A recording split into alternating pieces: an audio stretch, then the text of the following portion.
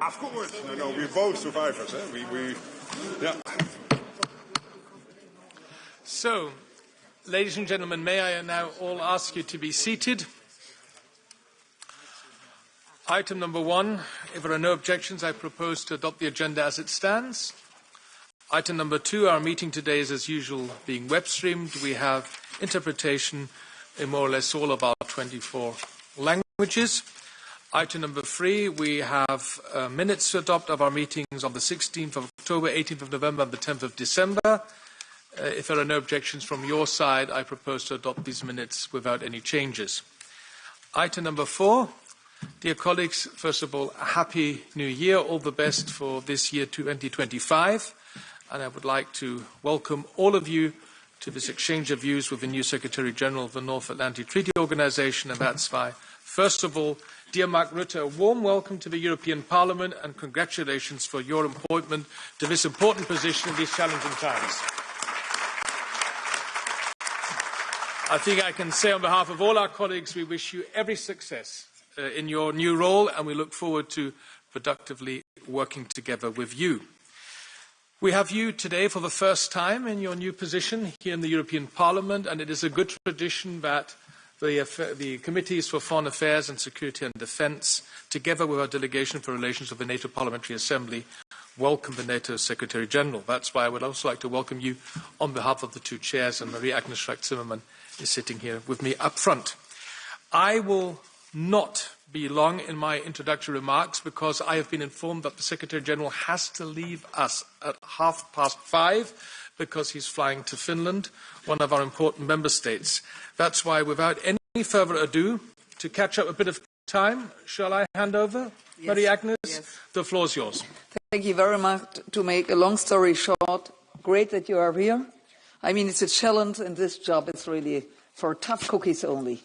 So, great. Welcome, and also Happy New Year to all our friends here. And I think we have to start immediately because time is running. Super. Dear Secretary General, you have the floor for roughly 10 to 15 minutes, and then we'll have an exchange of views. Thank you so much. And good afternoon, and a very happy New Year to you all. It is great to join you today. And this is for me the first time in this big room after so many years to be back now in the European Parliament in this particular room. I think I was here once before, 10 or 12 years ago, for a big meeting between the European Council and the European Parliament. So I have some memory of this room, but I didn't realize it was that big and there would be that many members visiting. So thank you all for being here, and thank you very much for inviting me. Madam Chair, Mr. Chair, Marie-Agnes and David. As you know, I am a European through and through, so I feel very much at home here, and it's great to be here, back here in the European Parliament. Since starting my job in October, I've had many meetings with European leaders. I had the pleasure of hosting the President of the European Commission. I had lunch in her office, and then she came for dinner at my residence. I met with the President of the European Council, Antonio Costa, with Kaja Kallas, the EU High Representative, and the European Commissioner for Defence, Kubilius, and I had the honour to participate in the EU Foreign Affairs Council in November. And again, I'm today very happy to meet with you. In the coming months, I intend also to have a somewhat longer meeting with Roberta Metsola, your president, and the heads of the political groups in the European Parliament. And I think this marks the start of a dialogue, but also a continuation of all the efforts to bring NATO and the EU, to bring NATO and the EU closer together. At this particular dangerous time, this particularly dangerous time for security, stepping up of our cooperation, I believe, is essential. Russia's war against Ukraine rages on. At the same time, Russia is accelerating its destabilization campaign against our own countries, with cyber attacks, with assassination attempts, acts of sabotage, and more. We used to call this hybrid. I try to get rid of that word hybrid. I would call it a destabilization campaign. And Russia is not alone. It has China, North Korea and Iran by its side. Meanwhile, many other dangers persist, from terrorism to nuclear proliferation, disinformation and of course climate change. And I've said it before and I say it again. I'm deeply concerned about the security situation in Europe. We are not at war, but we are not at peace either. The good news is that we know what to do to protect our people and way of life, now and in the long term. We just need to do it. That means we need to invest more in defense and produce more capabilities. This cannot wait. We need to boost the resilience of our societies and critical infrastructure. And we need to sustain and step up our support for Ukraine to change the trajectory of the war and deter further Russian aggression in the future. On all of this, defense, resilience, Ukraine, NATO and the EU must work hand in hand. Since the start of Russia's all-out war against Ukraine, we have demonstrated, I believe, unprecedented political unity and unprecedented coherence. I have every intention to help keep this going. And I know there is the same level of commitment within the EU's leadership, in the Parliament, in the Commission, in the Council. Stronger defence is my top priority. And this is about spending more, spending better, but also producing more. Not to provoke war, but to prevent war. NATO allies have certainly increased defence spending. Two-thirds are now spending at least 2% of GDP on defence. And that's good, and I very much welcome their efforts. But to be honest, 2% is not nearly enough. To stay safe in the years to come, allies will need to spend considerably more than 2%. As parliamentarians, you know well that security does not come for free. You have a powerful voice, and you have a critical role to play in the debate on the urgent need to increase defence spending. I know spending more on defence means spending less on other priorities if you do not want to raise taxes. I'm a centre-right politician, so I don't like raising taxes. But of course, you could still do it as long as the money is being delivered. But generally speaking, spending more on defence means spending less on other priorities. But it can make a big difference for our future security. On average, European countries easily spend up to a quarter of their national income on pensions, health and social security systems. And we need only a small fraction of that money to make defence much stronger. So I count on you to make sure we all invest more in defence. It is an investment in our security and the security of our children and grandchildren. We also need to quickly ramp up the production of crucial assets and capabilities, including ships, tanks, jets, munitions, satellites and drones. A few months ago, I visited engineers in Paris at Thales and a Rheinmetall factory in Italy. Yes, a Rheinmetall factory in Italy. So this was a subsidiary of Rheinmetall based outside Rome. European defence industry is doing truly impressive work, and the capabilities they provide are essential. But the reality is that we are not where we need to be, not yet. Our industry is still too small, it is too fragmented, and to be honest, it is too slow. I welcome and support that the EU is now redoubling efforts to remedy this by enhancing our defence industrial base. And with the European Defence Industry Programme, we have an opportunity to bolster our shared security. Yet, while I enthusiastically applaud, I also here urge caution. I believe we must avoid creating new barriers between allies that would only increase costs, complicate production and hamper innovation. Involving non-EU allies in EU defence industrial efforts is vital, I believe, for the security of Europe. Transatlantic defence industrial cooperation makes us all stronger. At a time when Russia, China, North Korea and Iran are increasing their defence industrial cooperation to unprecedented levels, it would be an act of self-harm to put up new barriers between allies within NATO. We must also avoid duplicating existing structures. We cannot afford to waste time and resources. But we are all well placed to complement each other, and that's exactly what we should work to do. NATO is great at the hard stuff. We have the structures in place to set military standards, to set capability targets and produce them jointly. On the other hand, the EU has the awesome advantage of the internal market. That's a huge soft power element. It can help get defence production going at a much higher pace. And therefore I believe that cooperation is truly win-win. My next point is on resilience, another area where both our organisations, EU and NATO, already work closely together. But we can and we must do more. Cyber attacks, acts of sabotage, espionage, disinformation, instrumentalised migration, our countries are increasingly the target of hostile actions. The most recent example is the damage to an undersea power cable connecting Estonia and Finland on December 25th. And a communications cable between Lithuania and Sweden was damaged last November. We must be more resilient to such hostile actions. And we must make clear that efforts to wage war through sabotage and other destabilisation will not go unanswered.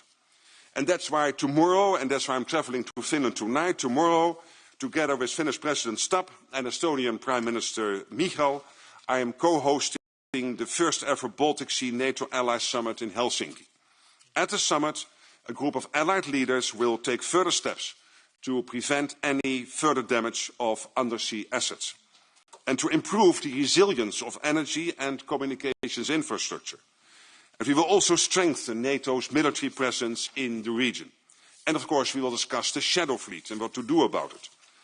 So we are responding and will continue to ensure no country can exploit us, control our infrastructure or disrupt our societies. This is not a job for NATO alone. We need to work together, leveraging our strength and expertise in tandem to keep our population safe. And then my last point on Ukraine. The future of European and global security hinges on the outcome of the war in Ukraine. We all want this war to end. But above all, we want a peace to last. I don't know how or when the war will end. But I do know peace will not last if Putin gets his way in Ukraine. Because then he will press ahead. He has threatened to start wars in the past, and he has started them. Georgia in 2008, Ukraine in 2014, and again in 2022. So what is the next target to be?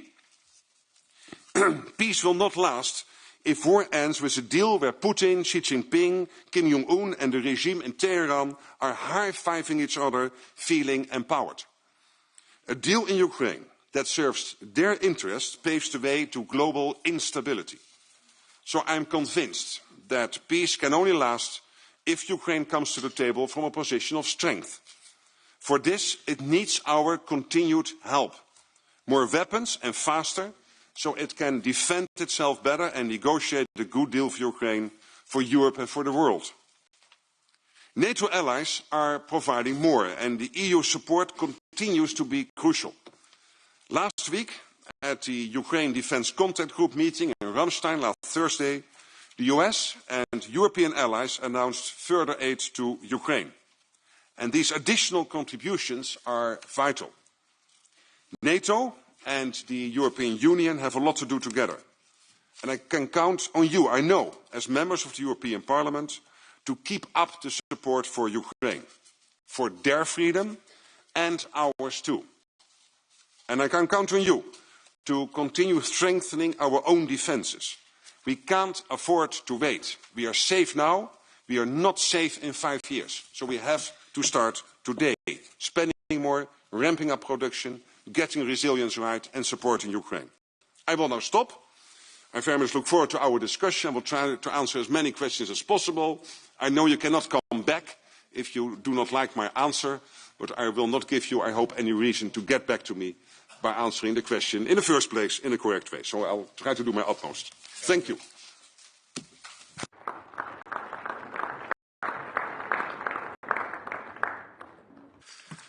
Thank you, dear Secretary General, for your valuable overview and also for underlining how crucially important the cooperation, the partnership between the European Union and NATO is. I now give the floor first to our chair of the delegations for relations with the NATO Parliamentary Assembly, our colleague Salvatore De Meo, for a maximum 3 minutes. Please, Salvatore. Thank you, Chair. I will speak in Italian for my support. Grazie, signor Segretario Generale, per la sua presenza che ci conforta e conferma, eccomi qua, e conferma la volontà della sua istituzione di voler rafforzare il pilastro europeo all'interno dell'Assemblea parlamentare della NATO. A novembre scorso c'è stata l'Assemblea parlamentare e la nostra delegazione ha espresso in maniera chiara l'intenzione di voler cooperare affinché NATO e Unione Europea siano due istituzioni che lavorino in parallelo e non in contrapposizione. Il lavoro è molto difficile, complesso, ma credo che i primi passi che stiamo seguendo, anche con la sua presenza, vanno nella giusta direzione. Lei ha fatto riferimento alla necessità di dover investire di più in difesa. Io le rappresento la necessità di dover spiegare che la difesa non è limitata solo alla dimensione militare, ma che è una dimensione che va oltre l'aspetto tipicamente militare e include relazioni internazionali, economiche, sociali e soprattutto diplomatiche. In questo il Parlamento europeo può essere di grande aiuto. 23 Paesi alleati sono stati europei e quindi le confermo la disponibilità della nostra istituzione a fare in modo che ci sia questa sensibilizzazione perché l'investimento non sia un obbligo ma sia una consapevolezza che soltanto mettendo insieme le nostre forze, non sostituendosi alle difese nazionali, noi possiamo migliorare la capacità difensiva e difesa significa benessere sociale, welfare, economia, opportunità per tutti. Io le chiedo se le differenze politiche dei vari Paesi alleati, soprattutto quelle che possono emergere all'indomani di elezioni politiche presenti e successive, siamo alla vigilia anche di un appuntamento elettorale importante di un partner come il Canada, possano mettere a rischio la nostra solidità e soprattutto se possano esserci dei rischi rispetto al supporto incondizionato che abbiamo espresso nei confronti dell'Ucraina, perché è vero, noi abbiamo bisogno di garantire una pace giusta e duratura in Ucraina per poter assicurare il prossimo futuro di pace. E a questo riguardo le chiedo se ci sono rischi su altri fronti, parlo del Mediterraneo, parlo dei Balcani, che sono ovviamente focolai importanti a cui non possiamo non porre la massima attenzione. Concludo il mio intervento chiedendole di dover fare uno sforzo perché l'opinione pubblica non venga divisa. Non bisogna cadere nell'errore di semplificare la discussione in difesa uguale armamenti e in questo apprezzo l'iniziativa della NATO di voler promuovere anche un Consiglio dei giovani perché è importante la loro posizione e sono convinto che ci possano aiutare a far capire che insieme si può, insieme possiamo fare la differenza. Grazie e buon lavoro. Thank you, Salvatore. As this is a joint item with SEDE, I will now hand over to Marie-Agnes Strack-Zimmermann to chair the first round of question and answers. This first round is for AFET and SEDE coordinators by group, and this all for 2 minutes each. So it will be quite a challenge to handle this, but we're in safe hands with Marie-Agnes. Okay, let's start with the coordinator of the AFET EPP, Michael Gahler.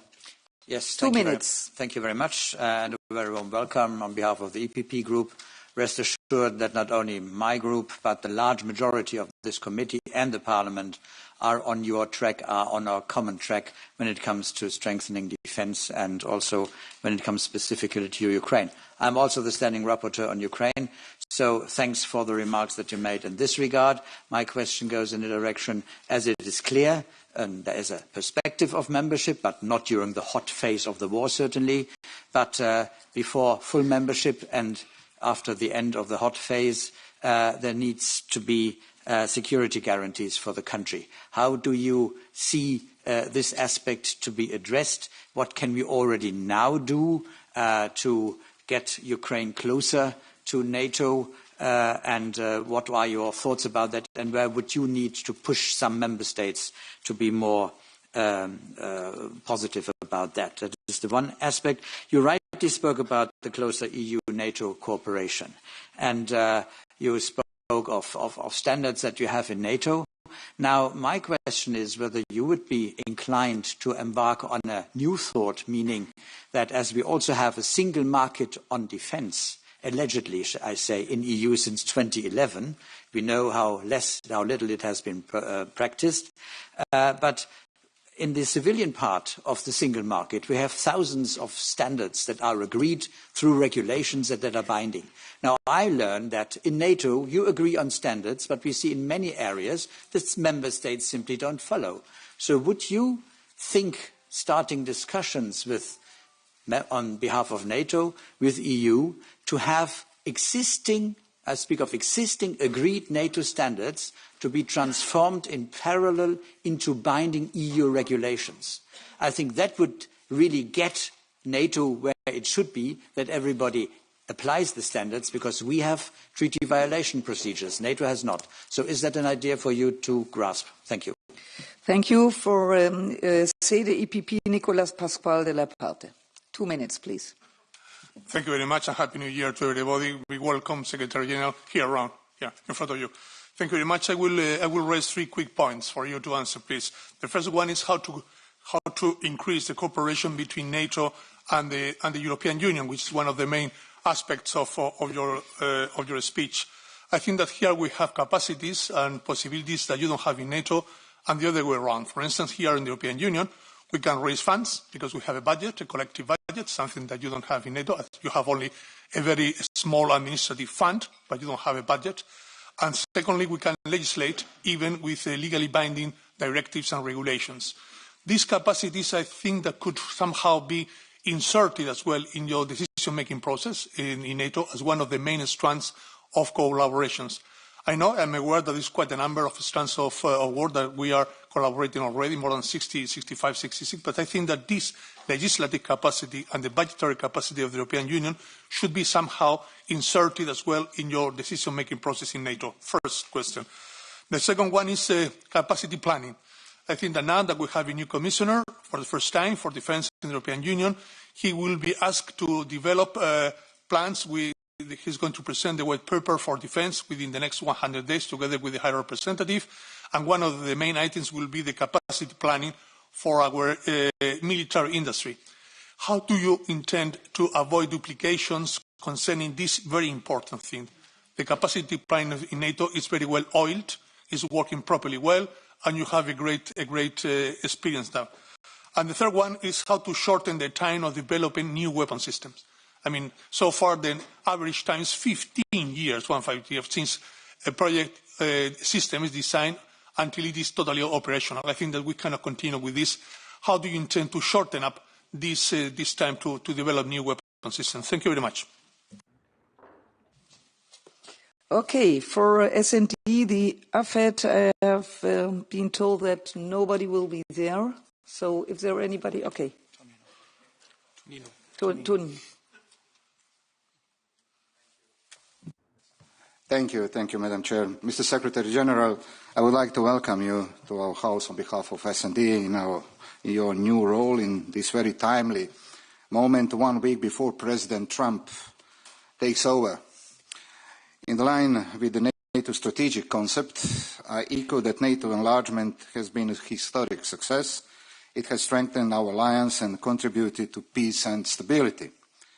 You have said recently, and you repeated this afternoon, that we face a growing number of challenges globally, from a more aggressive Russia to terrorism, to strategic competition with China, as well as increasing alignment of China, Russia, North Korea and Iran. But beyond this, let me extend my interest to our immediate neighborhood. Secretary General, last year you have visited Srebrenica in Bosnia and Herzegovina. As experienced leader and former Prime Minister, you are certainly very well acquainted with security challenges in the Western Balkans, which was once called the power keg of the Europe. Therefore, I would use the opportunity to ask you two questions. How do you see the role of hybrid warfare, not only in the EU, but also in the Western Balkans, where we have seen increased activity by Russia, particularly with disinformation, as in the case of recently opened Russia Today TV in Serbia? And how would you assess the security situation in the Western Balkans in general, and what would be some initiatives or activities you are planning to conduct as a NATO Secretary General? Thank you in advance. Thank you very much. And S&D Sede, Yanis.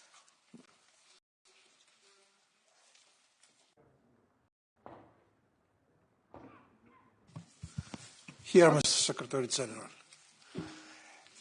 Thank you very much for your presence in our committee, and I wish you every success in your mandate. You take over at a period when we have the war in Ukraine, war in Gaza, regime change in Syria, and the increase in hybrid attacks on the infrastructure of members of the Union and NATO, and even attempts to interfere in the democratic functions of the countries. At this critical time for Europe, we are exactly 1 week before President Trump returns to the White House. Last week's interview about his plans for acquisitions and annexations against 2 NATO members, Denmark and Canada, was shocking to say the least. In this very difficult context, I would like to ask you how you intend to ensure the unity of the alliance and the protection of the border integrity of all member states.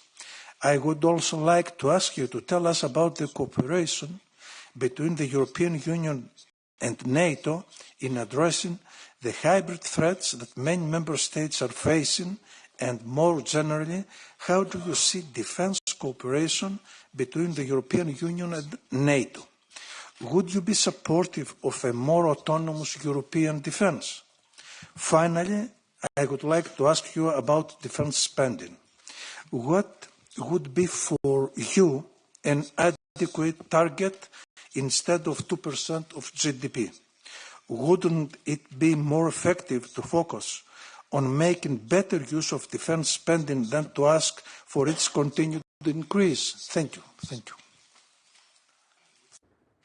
Thank you very much. For AFET Patriots, Jordan Bardella. Merci Madame la Présidente. Monsieur le Secrétaire Général, merci de votre présence devant cette commission. Moi, je souhaiterais vous entendre sur le rôle d'un État clé de l'OTAN qu'est la Turquie. Entre intimidation frontalière à l'égard de la Grèce, sa politique de réarmement drastique et son rapprochement avec Moscou, la Turquie redéfinit son rôle sur la scène internationale en face d'une Europe bien naïve quant à la marche du monde. D'un côté, la Turquie cherche à endormir l'Occident à travers sa participation à l'OTAN et la ratification d'accords de coopération en matière migratoire. De l'autre, ses ambitions expansionnistes et sa politique agressive en Méditerranée la placent parmi ces puissances qui ne nous veulent pas nécessairement du bien. Pour le président Erdogan, l'OTAN est un outil d'influence de ses propres ambitions, lui qui rêve de faire de son pays une porte de l'Est et un pont en mesure de regarder à la fois vers Moscou et à la fois vers l'OTAN. Le récent refus d'Ankara de participer à l'exercice aérien de l'Alliance en Grèce en septembre dernier doit, je le crois, attirer notre attention. Ce geste n'est pas isolé et s'inscrit dans la volonté d'asseoir une ambition régionale, en oubliant parfois ses obligations vis-à-vis de l'Alliance dont la Turquie est censée partager les valeurs. Monsieur le Secrétaire Général, la liste des provocations turques est longue comme le bras. Je me permets de rappeler que la Turquie a joué un rôle actif dans la crise migratoire, aux frontières de l'Europe en y acheminant délibérément des réfugiés syriens, qu'elle entretient les plus grandes ambiguïtés à l'égard du fondamentalisme islamiste. Elle s'est vivement opposée à la France sur le plan diplomatique en 2020, a usé d'un chantage inacceptable à notre égard concernant l'adhésion de la Suède à l'OTAN. Elle reste le seul État de l'Alliance à ne pas s'associer aux sanctions contre la Russie. Elle continue de violer la souveraineté territoriale de Chypre et de la Grèce en mer Égée et empêchant le forage d'entreprises européennes.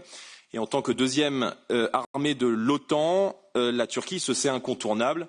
La question que je souhaiterais donc vous poser est simple. Comment appréhendez-vous ce double jeu de la Turquie au sein de l'Alliance Atlantique? Je vous remercie. Merci für Sede Pierre Romain. Merci Madame la Présidente.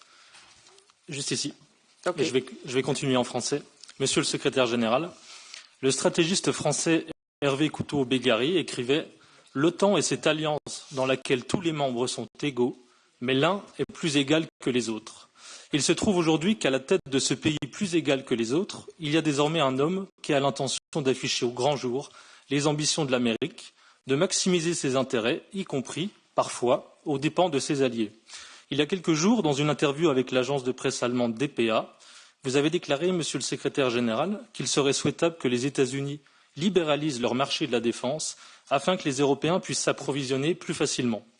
Autrement dit, les Européens doivent céder au chantage américain et alourdir encore leur dépendance industrielle et technologique.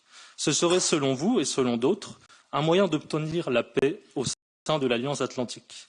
Pourtant, la guerre d'Ukraine sur le sol européen a montré l'importance d'adapter en Europe une logique industrielle de masse, de stock.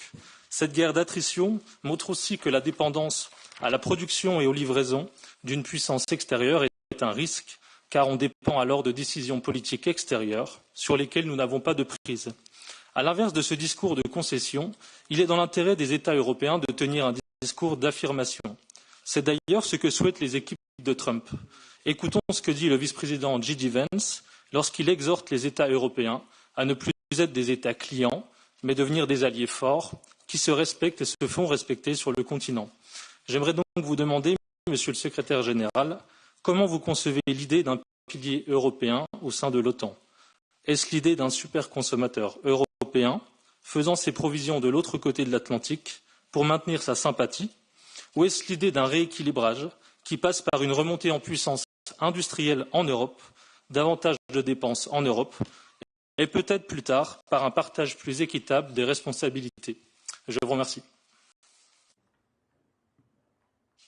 Thank you very much. For AFET ECR, Adam Ilan. Here. Thank you. Thank you, Chair. It is a privilege to welcome you, Mr. Secretary General, to our committee today. Your leadership at NATO comes at a pivotal time when Europe and the transatlantic community face challenges of unprecedented complexity and urgency. The Russian aggression against Ukraine has shattered the post-Cold War security order and reminded us that peace in Europe cannot be taken for granted. NATO's role in providing collective security, deterring aggression and projecting stability has never been more critical. Tomorrow's summit of Baltic Sea NATO countries highlights the growing importance of the Baltic region in the strategic planning. Russia remains the most immediate and significant threat to NATO's eastern flank. The militarization of Kaliningrad, the use of hybrid tactics in Belarus, and the shadow fleet operating in the Baltic Sea pose direct challenges to Poland and the Baltic states. These actions are part of Russia's broader strategy to destabilize the region and weaken NATO's cohesion. So my question to you would be, what concrete actions is NATO planning to counter these specific Russian threats, particularly in terms of enhanced forward presence, rapid deployment capabilities, and coordinated hybrid response strategies? How is NATO preparing for potential escalation scenarios, including unconventional tactics such as cyber attacks or energy weaponization in this region? And last, we note with great interest NATO's recent assumption of air defense operation in Poland from the United States. This transaction underscores Europe's growing role in securing its own defense and supporting Ukraine. Poland's logistic hubs are critical in ensuring the flow of military equipment and humanitarian aid to Ukraine, making their defence a top priority. What are NATO's plans to further foster air defence capabilities in Poland and broader eastern flank, particularly now as threats are evolving? Thank you. Thank you very much. For CDICA, Reinis. Labdien, ģenerālsekretāra kungs, paldies par jūsu brīnišķīgo stāstījumu. Grūti tam ir nepiekrist, ja vien neņem vērā, ka drīz būs 3 pilni gadi kopš pilna mēroga iebrukuma Ukrainā, 11 gadi kopš karš tur vispār notiek un arī 11 gadi kopš, teiksim, atklātiem, jums nepatīk vārds hibrīda iebrukumiem, jūs to saucat par sabotāžu vai, manuprāt, valsts atbalstītu terorismu dažādās pasaules malās, un šis laiks ir diezgan, ātri iet uz priekšu. Man ir tāds jautājums, vai varbūt jums ir kāds redzējums, kas mums traucē attīstīties un iet uz priekšu ātrāk, kļūt stiprākiem, un arī kādi konkrēti varbūt jūs redzat risinājums, kā tieši cīnīties ar šo sabotāžu vai valstu atbalstīto terorismu, jo skaidrs, ka kopš 49. gada ir mainījusies izpratnē par to, kas ir apdraudējumi, un mēs visi saprotam, ka tie vairs nav tikai tieši bruņoti iebrukumi, bet arī dažādi citu veida uzbrukumi. Un vai jums ir kāds varbūt jau konkrēts redzējums, ko NATO varētu darīt vai ko mainīt, lai pret to cīnītos? Paldies! Vielen Dank for AFET Renew, Hilde.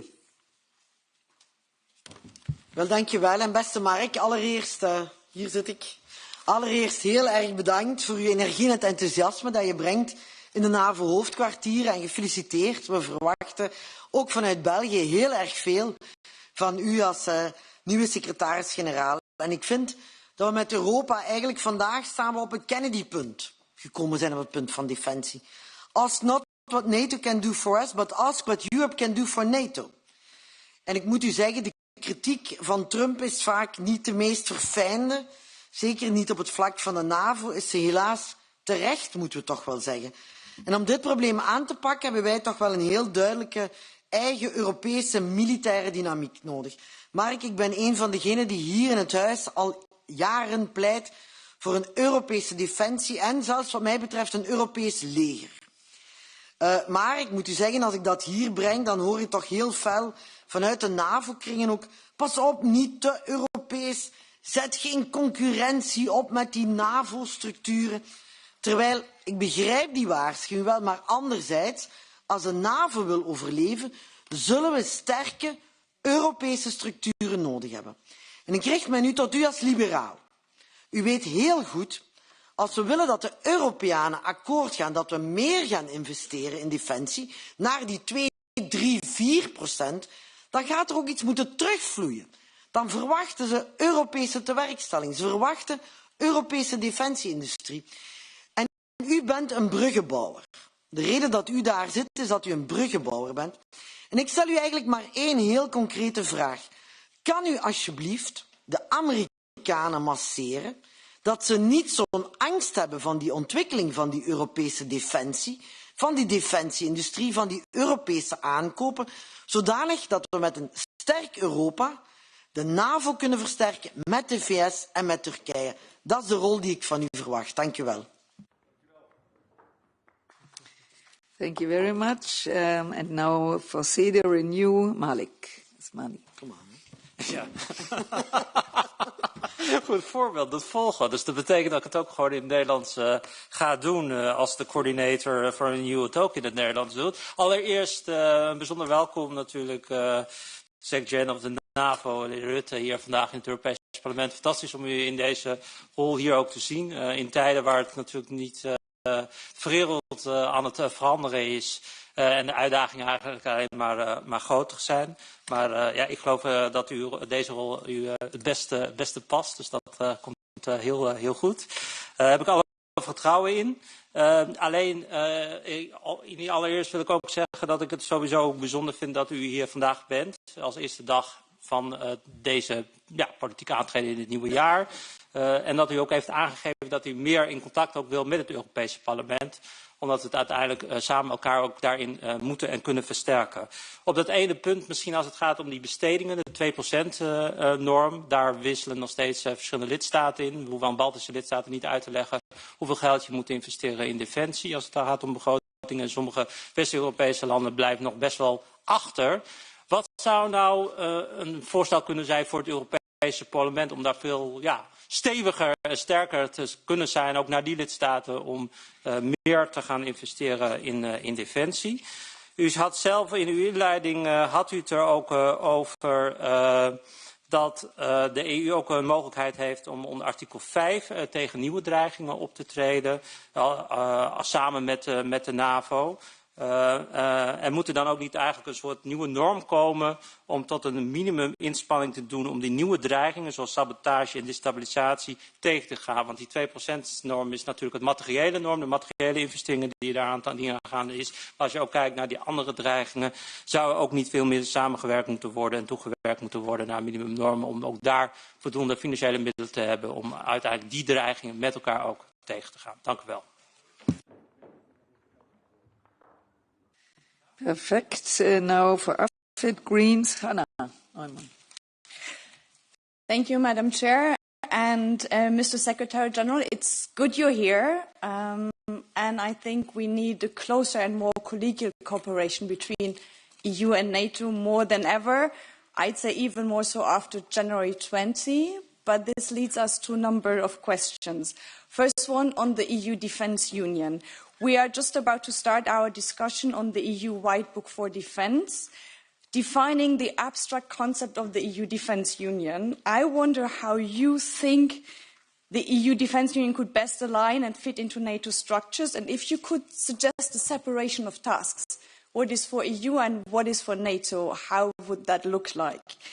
Second question, and you said it yourself, spending more on defence. It is clear that member states need to step up defence spending. I'm not sure if the discussion on percentage is of good value, especially when GDPs might shrink. So it would be interesting for us to get an overall figure of what you think EU member states should be spending in just number of billions of euros in your regard. And as the former leader of the Frugals in the European Union and now SecGen of NATO, I'm wondering what you think about Eurobonds as a possible way forward. On the upcoming Baltic summit, we are seeing a growing number of Russian Jews name them destabilizing attacks in the Baltic Sea. Is the current setup of NATO Task Force Baltic good enough, or could you give us a sneak preview of what you're discussing tomorrow? And my last question, how do you intend to deal with intra-NATO security threats, such as Trump threatening to annex Canada? Thank you very much. And now for CD Greens, Martins. Thank you, Madam Chair. Thank you, Secretary General, for being here in Parliament. So during Donald Trump's presidency, he raised the possibility of the United States leaving NATO and even threatened Denmark over Greenland. So now, with a future US President-elect potentially taking a similar stance, many Europeans are questioning whether we can continue to rely on the US for our security. So do you believe Europe should take stronger steps to defend itself in case the US reduce its commitment to NATO in the future? And what specific actions should European countries take now to prepare for such scenario? Thank you. Thank you very much. And for AFED, the left, Mark Botenga. Merci, Monsieur Rutte. Vous êtes secrétaire général de l'OTAN. Évidemment, je viens de quitter la rue où des dizaines de milliers de travailleurs et de syndicats belges ont manifesté contre les plans, notamment en Belgique, mais qu'on voit partout en Europe, de couper dans les pensions, de couper dans les services publics. Et alors j'arrive ici face au secrétaire général de l'OTAN qui me dit effectivement nous devons investir davantage dans la défense, c'est une question de priorité et ça fait qu'il y aura moins d'argent pour les pensions et pour l'enseignement, pour les hôpitaux. Alors je dois évidemment relayer alors la question que se posent les gens, c'est-à-dire aujourd'hui, d'abord l'OTAN dit qu'il faut dépenser 2% du produit intérieur brut pour la défense. Maintenant, vous parlez de 4%. Donald Trump, président élu des États-Unis, parle déjà de 5%. Tout ça, pour la Belgique, ça voudrait dire, par exemple, qu'on passerait de 7 milliards annuels actuellement vers 30 milliards environ. Vous imaginez bien qu'entre-temps, on fait des coupes dans le social, mais on a investi massivement dans le militaire. Les gens se disent « Oula, ça c'est quand même inacceptable, mais peut-être c'est nécessaire ». Ma question, c'est, j'ai regardé, l'OTAN dépense aujourd'hui environ, annuellement, les dépenses en défense des pays membres, c'est 1185 milliards. La Russie, principale menace considérée sur le flanc Est, c'est plus ou moins 10 fois moins. Je pense qu'on est à 126 milliards. À ce niveau-là, pourquoi est-ce qu'avec tout l'argent que nous dépensons en défense, on n'est pas capable de se défendre aujourd'hui? C'est ça la question que me posent les gens. Est-ce que c'est des politiciens complètement incompétents qui ne savent pas gérer ces budgets? Est-ce qu'en réalité, c'est parce que cet argent est mal dépensé? Est-ce que ça va dans les caisses des actionnaires des grandes multinationales? C'est quoi? Pourquoi est-ce qu'avec ce budget qui est tellement plus important que le reste du monde, on n'arriverait pas à se défendre aujourd'hui? Merci. Vielen Dank. For the AFET, ESN, Stanislav Stoyanov. Isn't here? Okay, then for the SEDE. Oh, sorry, where are you? Oh. Non, excusez-moi, on avait le Left CD aussi.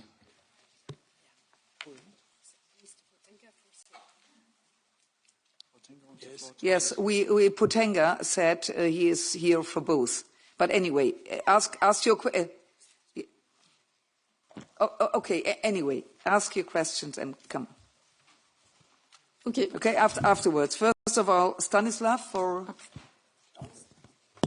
I'm sorry, I'm not sure. I think we informed the Secretariat that there's one speaker for AFET left and one speaker for SEDE left, like for all the other groups. I'm not too sure why that would be different now. Thank you. Okay, first of all, I just called for Stanislav. Where is Stanislav? Stanislav is not here. He's not here. Okay, that makes it easier. So, take your 2 minutes and go ahead. And then afterwards, Hans Neuhoff. Is Hans Neuhoff here? Okay, then the floor is yours. You can start. Come on, 2 minutes. Thank you. I'll speak in Bulgarian.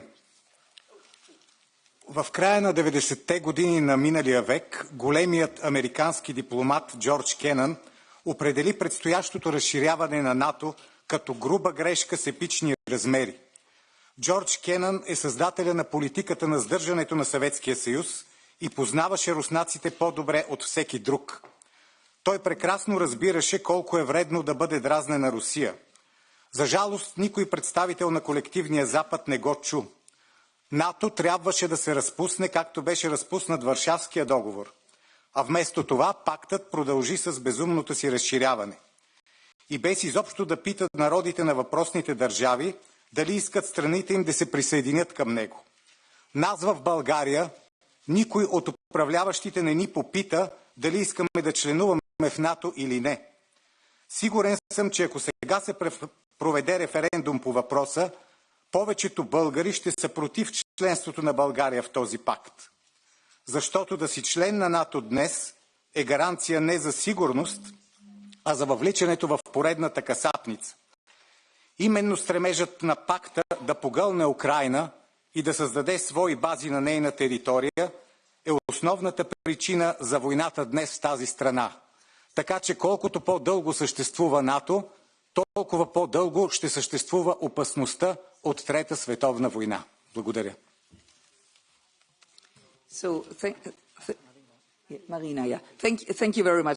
First of all, Mark Potenga, first of all, he said for both, but no problem. So now, Marie Mesur. For the left. Merci beaucoup. Okay. Merci Madame la Présidente, Monsieur le Secrétaire Général. Alors il paraît que vous êtes l'homme qui murmure à l'oreille de Donald Trump. Je ne sais pas si vous murmurez effectivement à son oreille, mais néanmoins, en tant que Secrétaire Général de l'OTAN, vous avez probablement un avis sur certaines de ses déclarations en tant que Président des États-Unis d'Amérique. Vous êtes bien entendu familier avec l'article 5 du traité de l'Atlantique Nord qui stipule qu'une attaque armée contre un État membre de ce traité sera considérée comme une attaque armée dirigée contre l'ensemble des États membres de ce traité, chacun prenant alors des mesures nécessaires pour venir en aide aux pays attaqués. Monsieur le Secrétaire général, le Canada et les États-Unis sont des États membres de l'OTAN. Or, ces deux pays sont menacés par la velléité expansionniste de Donald Trump. Ce dirigeant d'extrême droite et ses alliés multiplient les politiques de déstabilisation et d'ingérence à l'encontre d'autres États membres de l'OTAN, je pense notamment à l'Allemagne et au Royaume-Uni. Dans ce contexte, quel est votre regard sur les déclarations du président Trump envisageant un recours à la force armée pour annexer le Groenland, sur la guerre économique qu'il veut déclencher contre le Canada afin de le rattacher aux États-Unis, rien que ça, sur l'ingérence d'Elon Musk, membre de l'administration américaine, dans la vie démocratique de l'Allemagne et du Royaume-Uni. Et finalement, au titre de l'article 5, ma question c'est de savoir mais que devraient faire les États membres de l'OTAN si les États-Unis envisagent finalement, militairement, d'envahir le Groenland. Je vous remercie. So, colleagues, we have just 10 minutes left. After 10 minutes, I mean, it makes sense that Mr. Rutte will answer it. So I start. I have lots of questions, but it's, sorry, not possible. So we start with Mr. Stier, EPP. Thank you, Madam Chair. 1 minute. Very well. Mr. Secretary General, a year ago you were in Sarajevo, and that was a visit that was very, here I am. Yeah, it was very instrumental for the European Council at that time to decide to open up negotiations for Bosnia and Herzegovina with the EU. Now, as the Secretary General, how do you see the path of that country towards NATO, because it also has its membership action plan? And second, we discussed a lot about the cooperation between NATO and the EU. We have it on the ground in Bosnia and Herzegovina with Altea. Is that a framework that you would like to expand in the overall cooperation between EU and NATO? Thank you. Perfect. 30 seconds are better. Then Mrs. Inkia. Thank you very much, Madam President, and I'm here. Welcome to the European Parliament, Mr. Secretary General.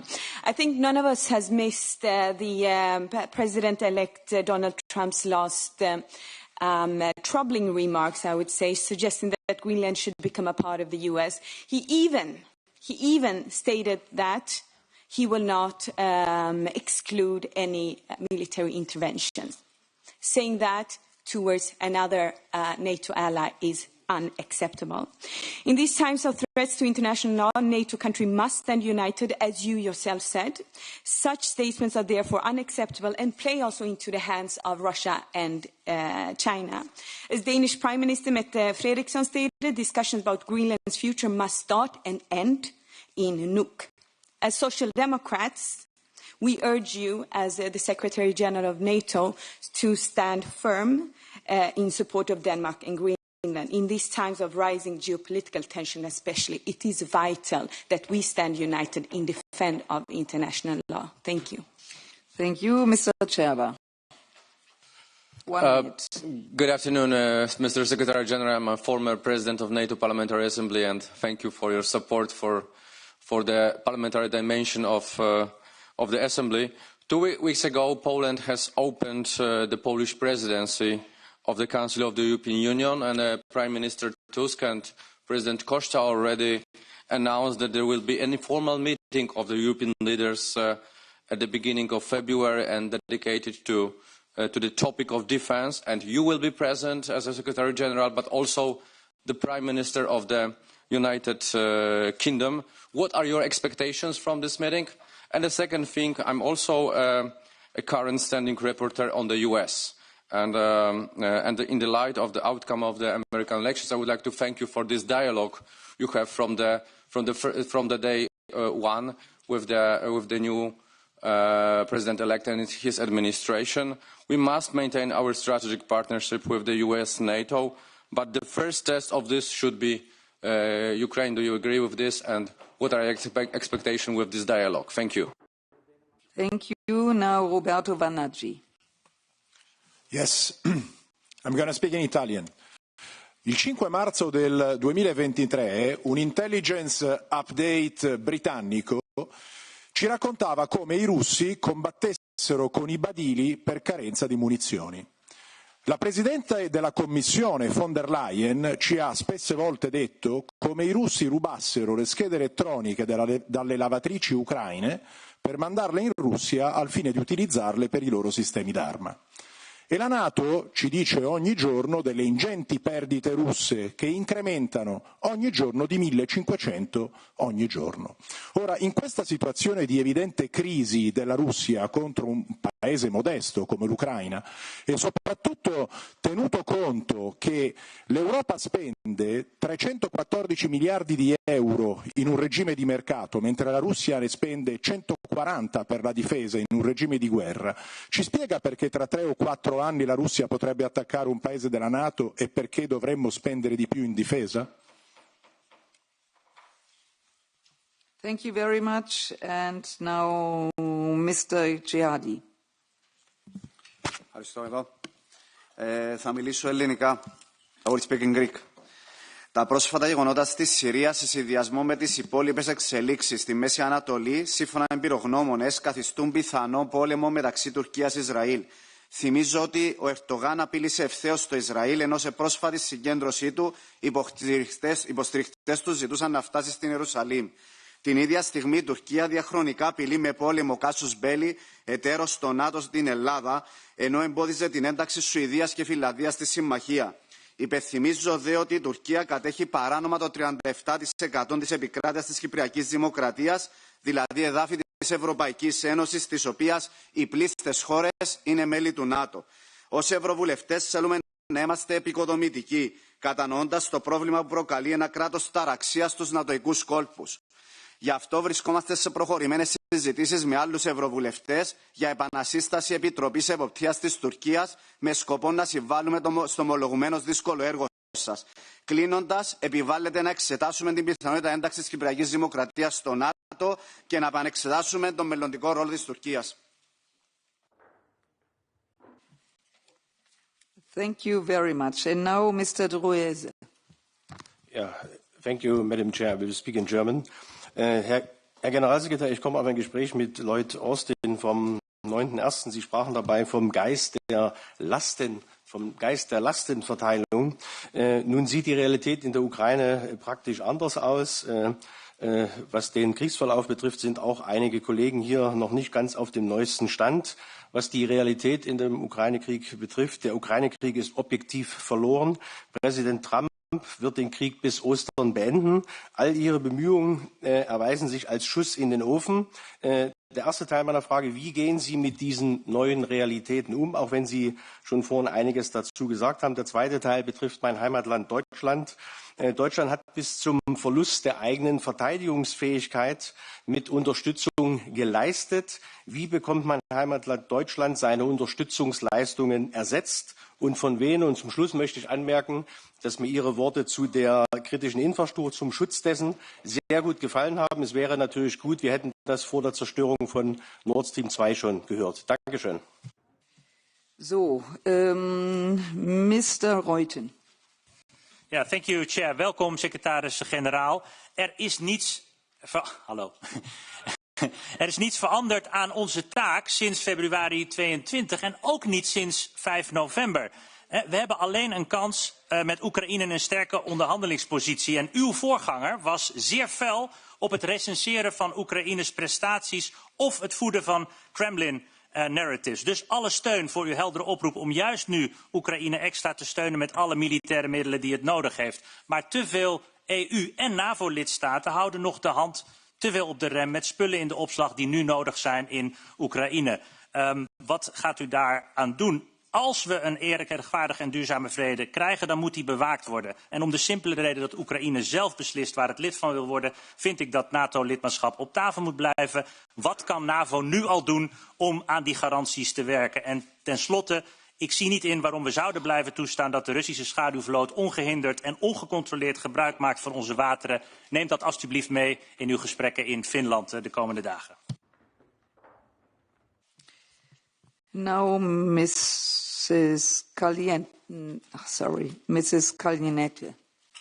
Thank you. I'm here.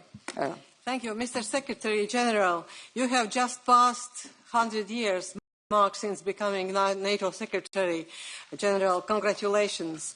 I was very happy to learn that tomorrow there is a Nordic-Baltic NATO summit. And my question is, what do you have in your portfolio as a proposal how to secure, to do more to secure the Baltics and the eastern flank from future Russian aggression? What concrete steps will be taken during your tenure as Secretary General to achieve this goal? Thank you. Thank you, Mr. Sovendal. Thank you very much. I'm here. Yeah, I come from Denmark, but nevertheless I'll not speak about Greenland. I think a lot of questions have been put. I'll ask about the Shadow Fleet. When you come to Finland tomorrow, I think another way of weakening the aggressor is to ensure that they cannot keep sailing Shadow Fleet ships through in the Baltic Sea. The countries around the Baltic Sea are doing what they can. Germany, Finland, Denmark have all had the problems. But how do we make it coordinated? Will you follow that up tomorrow, Mr. General Secretary, and find some proposal where we are sure we act together, both to weaken the incomes of the Russians to make the war, but also to prevent the catastrophe it would be if one of these old ships are putting their oil out in the narrow straits of Denmark and Sweden, etc. Thank you. Thank you very much, Mr. Terras. Thank you very much, Mr. Secretary General. I wish you all the best and all your mastering the Dutch politics. You should be very good in keeping NATO together in the coming very difficult years. But my concern goes to your meeting tomorrow. I understand that that is something which the Baltic states and Nordic states are concerned of, but throughout the NATO's history, there's always been attempts of regionalization of the security, and that is one example of regionalization. I think the Spanish and the Portuguese must be as much interested in the security in the Baltics as the Baltic states countries. So that would be my concern. Thank you. Thank you very much. Last but not least, but time is running out, Mr. Kramer.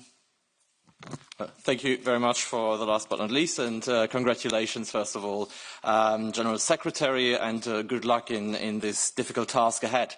I'm just back from a couple of weeks of campaigning on the German campaign trail, and I'll tell you very clearly, people do understand the threat and also the necessity to invest in our defence.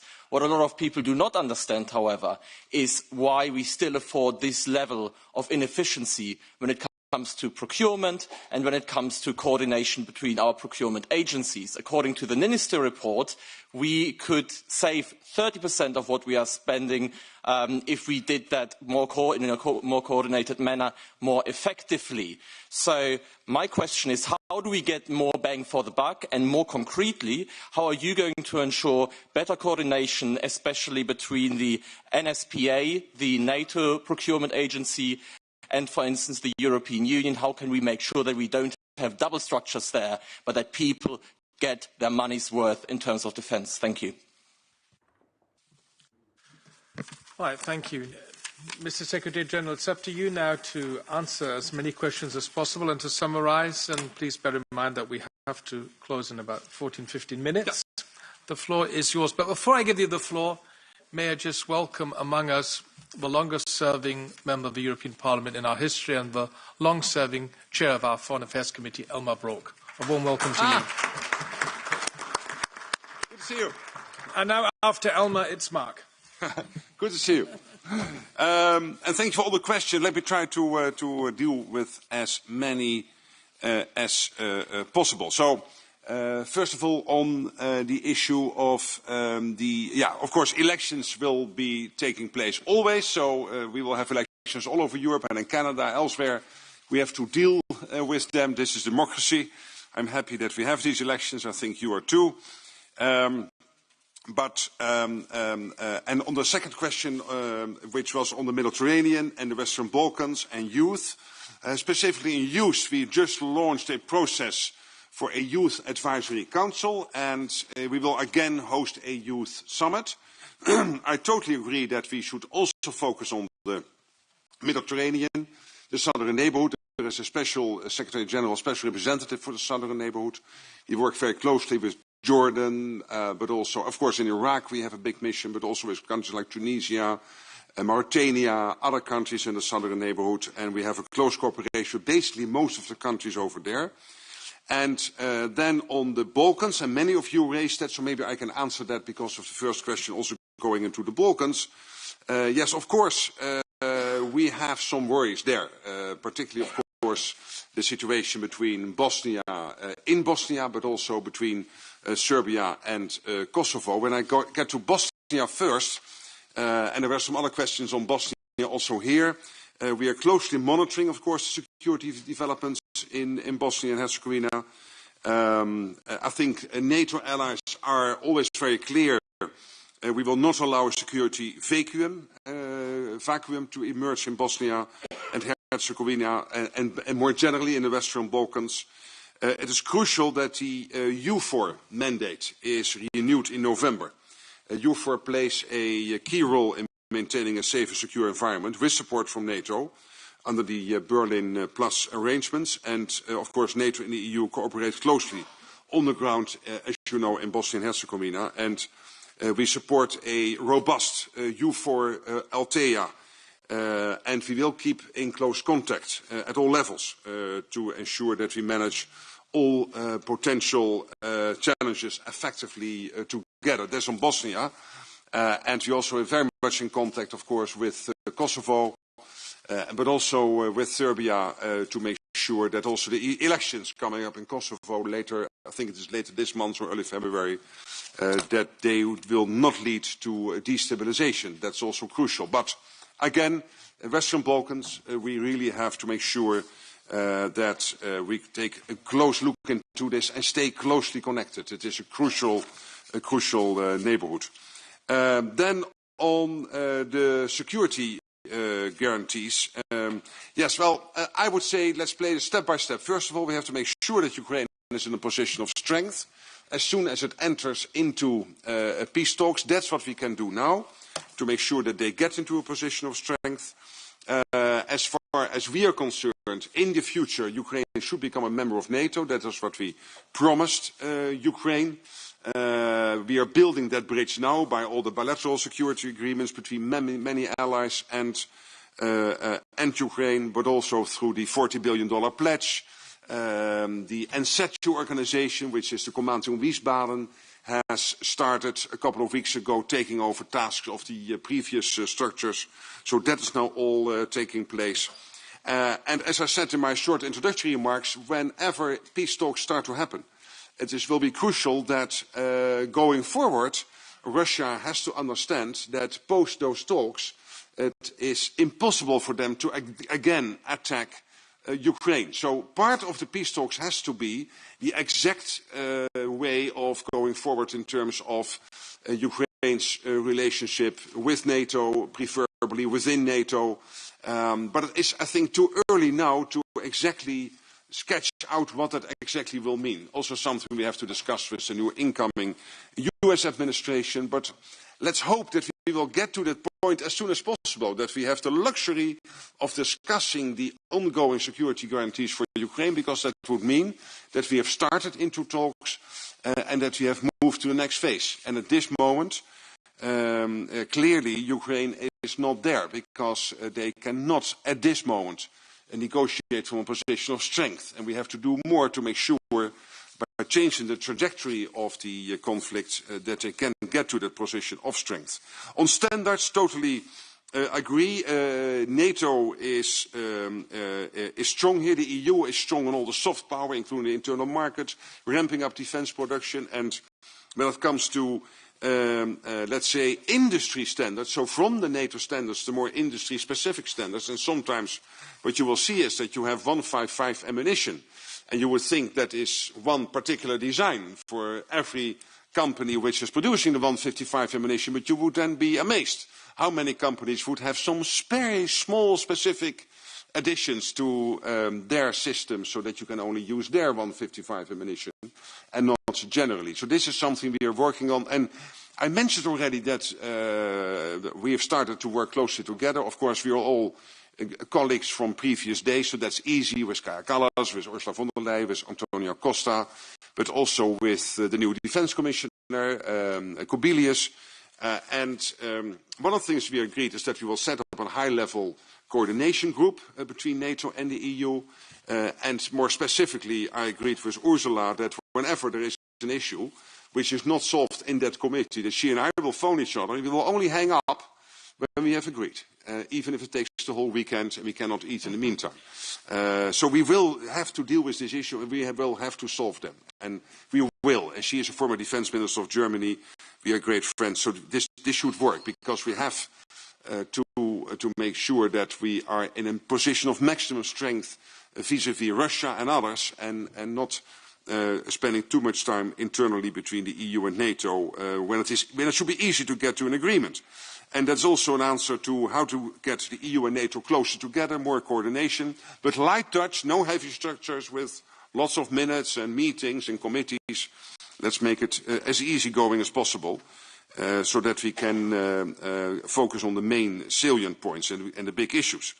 On capacity planning, yes, absolutely, we have to work on this. I discussed this with the Defence Commissioner, how to do this, and totally agree on shortening the time to develop new weapon systems. That's particularly crucial that we do that. And we can learn here, of course, from what we see in Ukraine. And Ukraine is extremely fast now at bringing new developments to the battlefield. But Russia is then extremely fast in implementing what Ukraine has just implemented 2 weeks ago. So we are learning from this. And this whole idea that we can in detail describe what a design should look like, including the color and the type of paint you use, etc., is silly. The big risk in EU and NATO is that the better is the enemy of good. And we don't have to go for the 10 on a 1 to 10 scale or for the A+. Sometimes the B is good enough. And speed sometimes is more important than perfection. Then, of course, the new incoming administration, they will start next Monday. We have seen some press conferences, some things being said by some people in the US. But I would say, let's take this forward starting from next Monday onwards. What I know from Donald Trump and from the incoming administration is that they were the ones pushing us for more defense spending. They were successful at this, and they were right. I mean, we did not spend enough, and now luckily we are overall close to the 2%. The problem is, of course, that in the meantime the 2% is not enough. And some of you asked me, okay, what should it be? I don't want to commit to a number, but as I said in my Carnegie talk after my speech, when you look, so let's say at a sort of first glance at the capability requirements emerging from the internal planning process within NATO, it will be north of 3%. But then you're right, if you do joint buying and making use of the NSPA, Luxembourg structures and everything else we have within NATO and the EU, you can deduct joint buying, you can deduct innovation. For example, Ukraine is experimenting with new radar systems, which are extremely less expensive than some of the more traditional radar systems to detect enemy missiles coming in.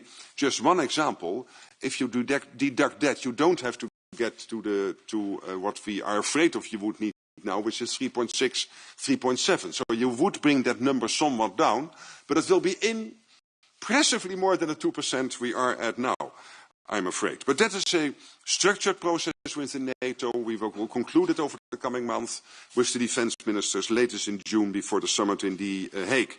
Then on the more autonomous European defense, well, it's great to have a sort of European NATO, but then forget about the 2%. Then you have to bring it up to 8, 9 or 10% if you really want. You have to build your own nuclear capability, and it will take 15, 20 years if you want to build a European NATO without the US. At this moment, the US is spending over 60% of all the money is being spent within NATO territory, over 60%. That means the other 31 are doing less than 40%, including Canada. And so it is an illusion that you can build a European NATO over the next 10 or 50 years. And why would you? I mean, the transatlantic relationship, I think, after the First World War, but particularly after the Second World War, has served us very well. So why would we disconnect from the US? I would be against it. But again, if you want this for ideological reasons, then you have to quadruple or even more your defense spending, and then it will still take you 10 or 15 years.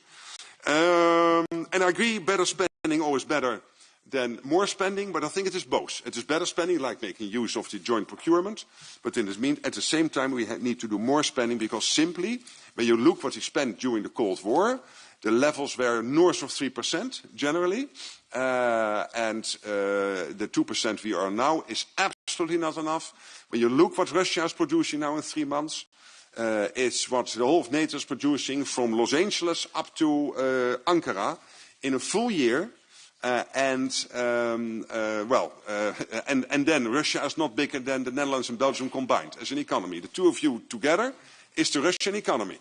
And they are producing in 3 months what the whole of NATO is producing in a year. And don't forget, when you compare Russian numbers, that what you can buy in Russia for the same money is, of course, much more. Because they do not have our high salaries, they don't have our bureaucracy, they can move at a higher speed, and they have basically created a war economy. And their whole industry is now on a war footing. So don't compare their 8 or 9% defense spending, 1/3 of the 8 or 9% of GDP, 1/3 of the whole state budget being spent on defense. When you cobble it all together, it might be less than what the European NATO is doing. But again, you can buy so much more, do so much more, and they have this urgent need to get there. Then opening up the US defense market versus spending more in Europe, it is both. It is absolutely both, because in Europe we have fantastic companies. But for example, on air defense, we still, and on the 5th generation fighter jets, we cannot lose out on the US. So you need both. And there is so much money going around, and this was my argument with Trump, open up the US defense markets, because if you want to buy something in the US, you have to go through the Congress, the White House, the Defense Department, the Pentagon, etc., before you can get your hands on a Patriot system. So make that easier. And at the same time, there is so much money going around that Thales and Rheinmetall and Leonardo and all the fantastic defense companies here in Europe will have plenty of opportunity to put in extra production lines, extra shifts. And by the way, they have to do this. And don't wait for the 10-year contracts they are all asking, because we will not be able to create 10-year contracts. But they know the demand is there for the long term. So please, defense industry, ramp up production and be good businessmen, and don't lose out to the South Koreans, because South Korean is getting into the market. Poland, Romania, Estonia, they are all buying South Korean, because European, American defense companies are not delivering at the speed we need and at the prices we need. Then on, of course, sabotage and all that.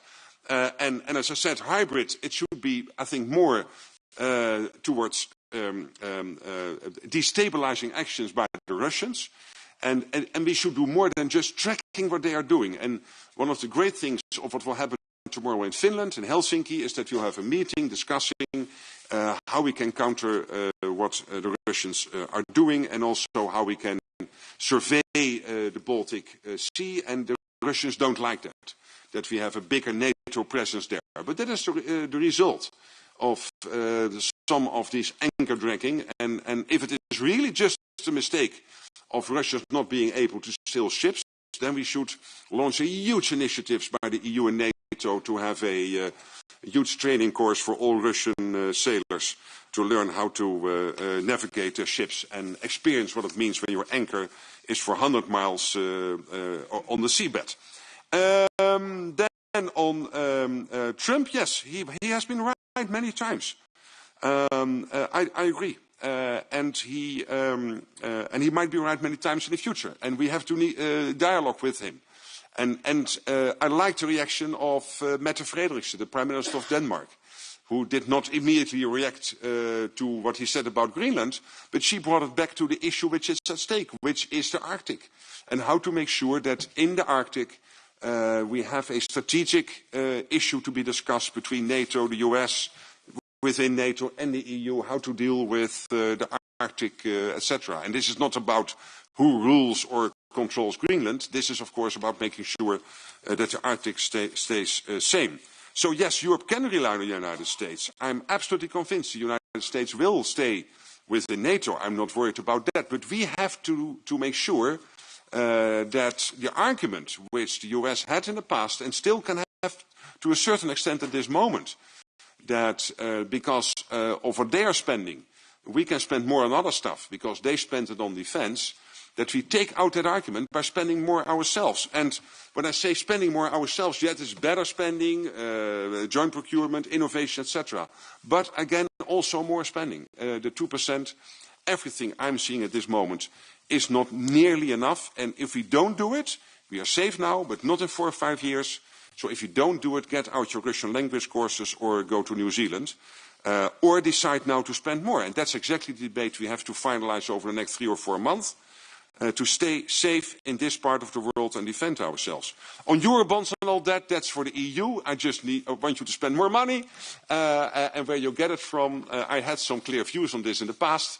But I've been forced by the new team to not discuss that any longer. And as long as the money is there.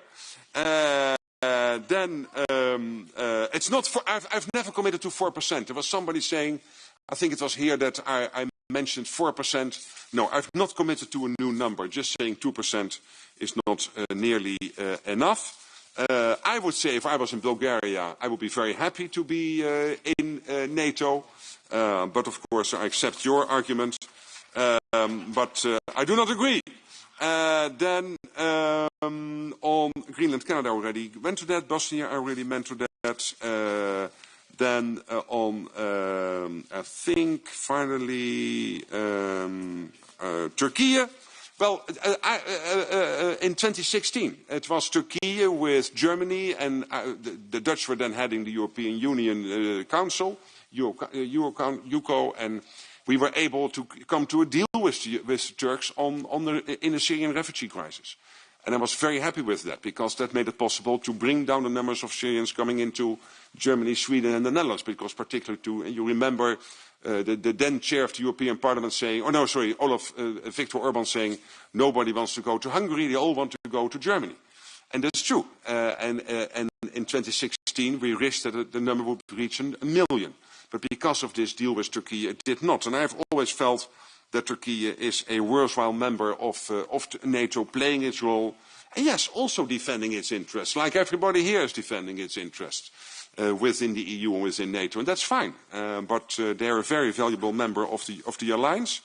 And then maybe finally on the eastern flank, one of the things I learned, Madam, is that yes, I'm happy with the forward land forces, etc. So all the initiatives we have now to secure the 8 countries, including now Finland, on the eastern flank.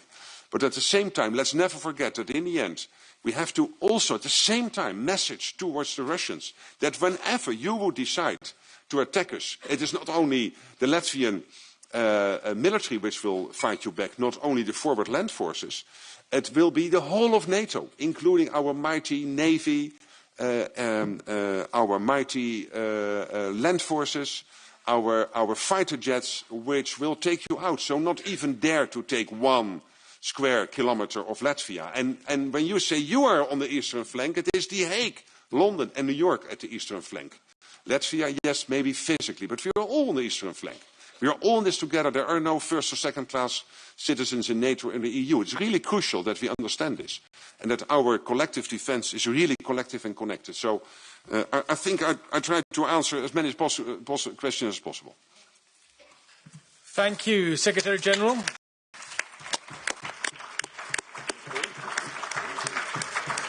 Dear Mark Rutte, thank you for this valuable exchange of views. It was a real pleasure to have you here today. Colleagues, may I ask the coordinators to remain in the room? Our coordinators meeting will start in 1 or 2 minutes. Our meeting is now closed. Thank you very much, and once again, thank you, Secretary General.